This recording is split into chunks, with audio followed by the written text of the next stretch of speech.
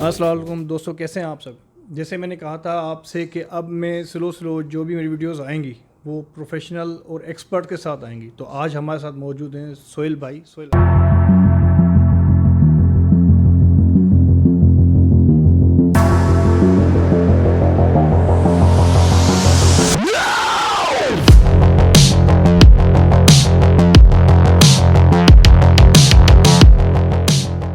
अच्छा सोहेल भाई, इसमें थोड़ी सी एक छोटा और सवाल है कि कुछ लोग ना वेट कम करने के लिए भूखा रहना पसंद करते हैं और फिर उनका क्या होता है, स्किन लटक जाती है। फिर या तो जिम वाले का डोज आता है या तो फिर ट्रेनर का। तो इसके बारे में उनके लिए क्या कहेंगे। जी, ये सबसे बड़ा प्रॉब्लम है। स्पेशली ये ख़वातीन में बहुत है। खवातीन में। ख़वातीन में बहुत है। देखिए, भूखे रहने से अगर कोई दुबला होता तो मेरे ख्याल से दुनिया में कोई दुबला ही नहीं, मोटा ही नहीं होता। सब हाँ। दुबले होते, भूखे रहते और दुबले हो जाते। देखिए, अल्लाह ताला ने भी बनाया, आपको एक रिक्वायर्ड कैलोरीज आपको चाहिए। एक कॉमन सेंस है ना कि आप अगर भूखे रहने से आप वक्ती तौर पे कमज़ोर हो जाते हैं। सही। ठीक है, वो आपको लगता है मेरा वेट कम हो गया, लेकिन आप ये नोट करिएगा, जो भी ऐसे कम करेगा उसकी आंखों के बीच नीचे हल्के आ जाएंगे, उसकी हेयर लॉस होना शुरू हो जाएगा, स्किन डल हो जाएगी, जिसम लटक जाएगा, उसकी स्किन लटक जाएगी, ये सारे उसके प्रॉब्लम शुरू हो जाएंगे। फिर जॉइंट पेन शुरू हो जाएगा आपको। तो आपने भूखे नहीं रहना। आप जितना खाएंगे उतनी जल्दी वेट कम होगा। आज से ये, जब मैं 15 साल पहले 20 साल पहले ये बात बोलता था, लोग बड़ा मुझे क्रिटिसाइज करते थे कि यार ये आप क्या बोल रहे हैं कि खा के वेट कम करना है। उसकी वजह देखें, सिंपल। अगर आपसे एक सवाल मैं करता हूं, मैं चाय आपसे बनवाई, अब चाय जो है बहुत ज़्यादा आप स्ट्रांग पीते हैं और मैं पीता हूं, मैं स्ट्रांग नहीं पीता। राइट। तो आपकी चाय में क्या चीज़ ज़्यादा डलेगी और मेरी चाय, अगर लेट सपोज आपकी चाय स्ट्रांग है बहुत, आप क्या करोगे उसको स्ट्रांगनेस खत्म करने के लिए? चीनी डालूंगा नहीं, या दूध स्ट्रांगनेस डालूं। दूध डालें। दूध डालेंगे। चीनी तो डालनी नहीं ना, हम तो हाँ। चीनी तो हम कहते ही नहीं कि इस्तेमाल करें। तो आप दूध डाल के कहेंगे यार दूध थोड़ा डाल दो, और अगर स्ट्रांग भी होगा आप बोलोगे कहवा डाल दोगे। हाँ। ऐसे ही होता है। सही। इसी तरीके से जब मेरी बॉडी में फैट बहुत ज्यादा हो गया तो मैं बाय माउथ क्या करूंगा, जो चीज चाहिए, यानी कि मेरे फैट बढ़ गया तो मैं क्या करूंगा, यानी मुझे कावा चाहिए, आप प्रोटीन समझ ले कावा को, तो मैं प्रोटीन बाय माउथ इनटेक शुरू करूंगा, बट इकट्ठा नहीं। ये नहीं कि मैं एक एक वक्त में बहुत सारा प्रोटीन खा रहा हूँ, अंडे भी खा रहा हूँ, तो मछली भी खा रहा हूँ, तो ये भी खा रहा हूँ। नहीं, बॉडी यूटिलाइज आपकी कंज्यूम जो करेगी, excess calories also convert into fat. तो आपने क्या करना है कि आपने दिन भर थोड़ा थोड़ा प्रोटीन खाते रहें। उससे क्या होगा मतलब आपको कि, डिवाइड कर लेना है। हाँ, डिवाइड कर लें आप। अगर अंडे, egg whites the easiest and cheapest way of protein. तो अगर आप एग वाइट्स खा रहे हैं तो वो, अब लोग मिसाल के तौर पे, अभी मेरी एक खातून थी, उन्होंने बोला जी मैं एक अंडे की सफेदी खाती हूँ, 3 egg whites is equal to 1 whole egg protein में। लेकिन पूरे एग के अंदर कार्बोहाइड्रेट, फैट और आपके इसके अंदर कोलेस्ट्रॉल होता है, इसलिए हम वो मना करते हैं कि आपने उसके साथ यॉक नहीं खाना। तो अब आपका उसका बेहतर तरीका है कि आप दिन भर मुख्तलिफ source of protein, pure protein आपका जो है चिकन ब्रेस्ट है, रेड बीन्स हैं, एग वाइट्स हैं आपके, इस टाइप की, या फिश है आपकी, ये आप खाएं। और उससे क्या होगा, जब बाय माउथ आप प्रोटीन बढ़ाएंगे, बॉडी कहेगी कि आप, कि भाई आपके मैदा, आप देखना जो प्रोटीन शुरू करते हैं ना, उनको क्रेविंग बहुत होती है, भूख बहुत लगती है। कभी सोचा क्यों ये भूख क्यों लगने लगी? जितना प्रोटीन खाओगे उतनी भूख लगेगी। तो कभी सोचो क्यों ऐसा हो रहा है? बेसिकली आपकी बॉडी रिक्वायर्ड कर रही है, मांग रही है। अच्छा, ये चीज भी नोट करेगा जो प्रोटीन डाइट करेंगे, कि जब वो प्रोटीन खा रहे होते हैं तो एक तो भूख बहुत लग रही होती है, और फिर कुछ अरसे के बाद, घंटा सवा घंटे के बाद भूख खत्म हो जाती है। होता है ऐसा? ये होता है। ठीक है, क्यों होता है? बेसिकली आपने जब प्रोटीन खाया ना, तो बॉडी रिक्वायर्ड होती है उसके कि जी मुझे फैट और मुझे कार्बोहाइड्रेट दो। आप बाय माउथ तो नहीं दे रहे उसे, बॉडी काफ़ी देर तक मांगती रहती है, आप नहीं दे रहे, बॉडी कहती है ठीक है कोई मसला नहीं, ना दो, तुम्हारे जिस्म में बहुत फैट है, मैं वहाँ से पूरा कर लूँगा। तो वो बॉडी फिर वहाँ से ऑटोमेटिकली कंजम्पशन शुरू हो जाती है वहाँ से। तो इसलिए प्रोटीन डाइट, लेकिन ये भी मैं बताऊँ कि कंटिन्यूस कई महीने या कई साल तक प्रोटीन डाइट पे नहीं रहना चाहिए, क्योंकि ज़्यादा कंटिन्यूस प्रोटीन डाइट भी हार्मफुल है। तो ये उसके लिए आपको, नेक्स्ट मेरा क्वेश्चन यही था क्योंकि कुछ लोग ये 10 महीने हो जाते हैं, 12 महीने कंटिन्यूसली प्रोटीन डाइट पे होते हैं, फिर उनको होता है स्टोन प्रॉब्लम्स हो जाती हैं, उनको किडनीज प्रॉब्लम हो जाती बिल्कुल हैं। बिल्कुल ऐसा ही है। और हेयर लॉस सबसे पहले होता है, हाँ। कॉन्स्टिपेशन प्रॉब्लम हो जाती है उनको, उनको नींद, इंसोमेनिया हो जाता है, प्रोटीन ज़्यादा डाइट लेने से नींद नहीं आती, बाल लॉस होते हैं। तो इसी वजह से आपको देखो, जब प्रोटीन ट्रीटमेंट देखें, प्रोटीन का आपने क्या करना है, कोई भी वाइटामिन भी खाते हैं ना, एक्सरसाइज भी करते हैं आप, कोई भी काम कंटिन्यूस नहीं करना आपने, रेस्ट उसको देनी ब्रेक बॉडी देना है आपने। बॉडी को। इसी वजह से देखें, एक हफ्ते के अंदर, चाहे बॉडी बिल्डर हो या जो जो भी डाइट कर रहा है, तो हफ्ते में एक दिन चीट डे कहलाता है। हाँ। चीट डे क्यों होता है? चीट डे होता इसलिए है कि आप हर चीज़ खाएं जो बॉडी में अगर जो चीज़ कमी अगर हो रही है तो वो आपको पूरी कर ले। अच्छा, अगर मेरा टारगेट है मुझे वेट कम करना, तो मैं 12 हफ्ते 16 हफ्ते का टारगेट रखूंगा, उसके बाद मैं अपनी नॉर्मल डाइट पे आऊंगा। लेकिन मतलब ये नहीं है कि नॉर्मल डाइट का मतलब कि मैं नहारी कोरमे बिरयानी और पिज़्ज़े खाना शुरू कर दूं बस रोज़ाना। अच्छा, अब जो एक सवाल आपने जो मुझे किया था अभी कि भूखा रहते हैं लोग, भूखे रहते हैं, देखें उन लोगों के साथ जो सबसे बड़ा सेटबैक होता है,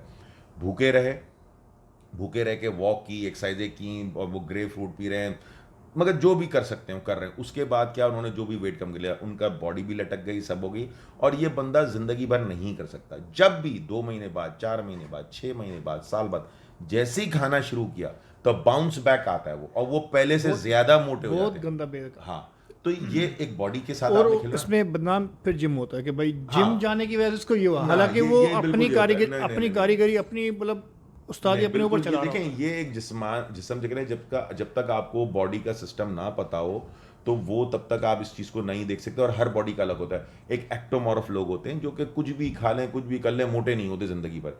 एक होते हैं एंडोमॉर्फ, ठीक है, पहले तो थ्री टाइप ऑफ बॉडीज होती है, अब इसमें भी 4 किस्में आ गई हैं, 12 किस्म की हो गई हैं, लेकिन बेसिक हमारी एक्टोमॉर्फ, एंडोमॉर्फ, मेसोमॉर्फ है।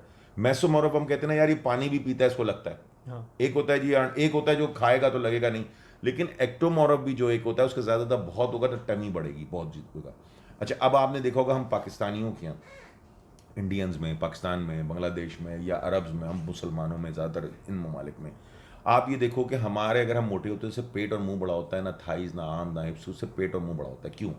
वजह ये देखें, इस्लाम के अंदर भी एक चीज़ बोली गई कि सुबह का नाश्ता बादशाहों की तरह, दोपहर का खाना वज़ीरों की तरह, रात का खाना फ़कीरों की तरह। और हम क्या करते हैं, नाश्ता हम फ़कीरों की तरह के किया नहीं किया, बच्चा भी स्कूल कॉलेज भाग गया, काम किया नहीं किया, दोपहर में भी खाया नहीं खाया, रात को अम्मा भी रात को खाना अच्छा बनाएंगी बेटे के लिए कि रात को आएगा बच्चा मेरा थका रहा।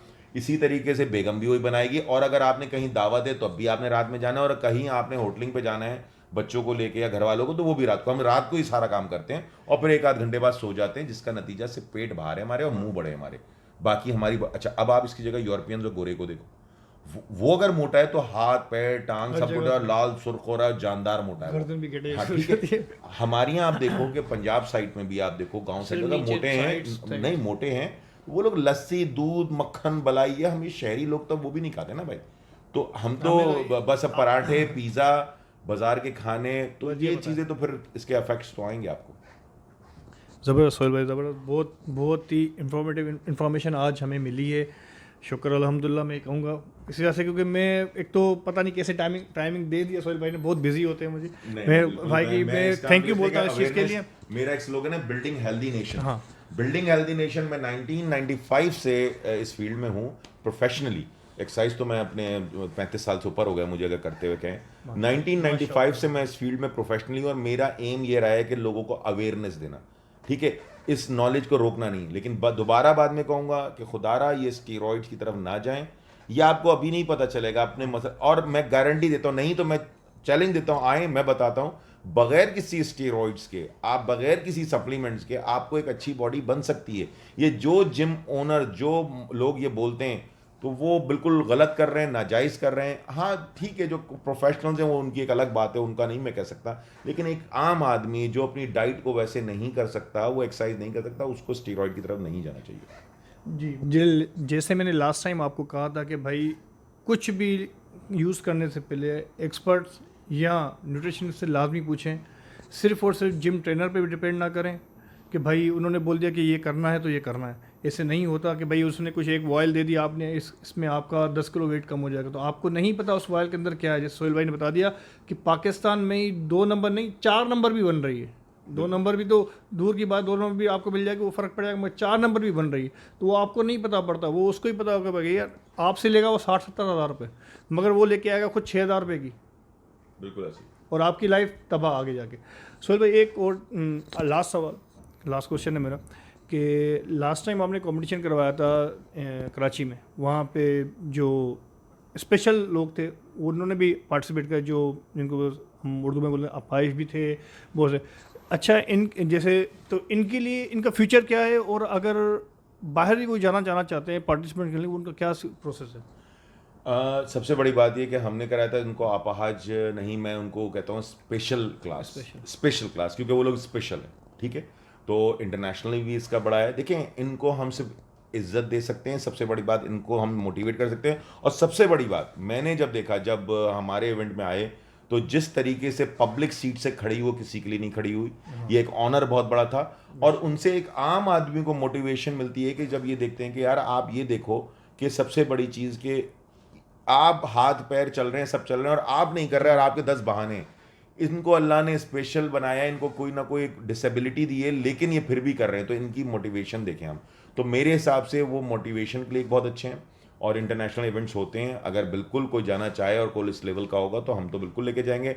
जैसे अभी रिसेंटली हम एक पूरी टीम लेके गए, हम माशाल्लाह से सब ने पोस्ट, आप पूरा पाकिस्तान आपको थैंक यू इस बात पे बोलता है कि नहीं, बिल्कुल आपने मेरी कोशिश पाकिस्तान को वहाँ पे मेडल दिलवाया, आपकी टीम ने वहाँ पे मेडल दिलवाया सब पाकिस्तान बच्चों को। ने मेहनत की, अल्लाह ने इज्जत रखी हमारी। इंशाल्लाह आइंदा भी ऐसे जाएंगे। इसमें सबसे बड़ा शुक्र मैं अदा करता हूँ, शुक्रिया अदा करता हूँ कुंवर मुईज़ खान का, जो टॉप सिटी के ओनर हैं और पाकिस्तान बॉडी बिल्डिंग फेडरेशन के सब प्रेसिडेंट हैं। और उन्होंने और भी बहुत कुछ सोच रखा हुआ है पाकिस्तान के लिए।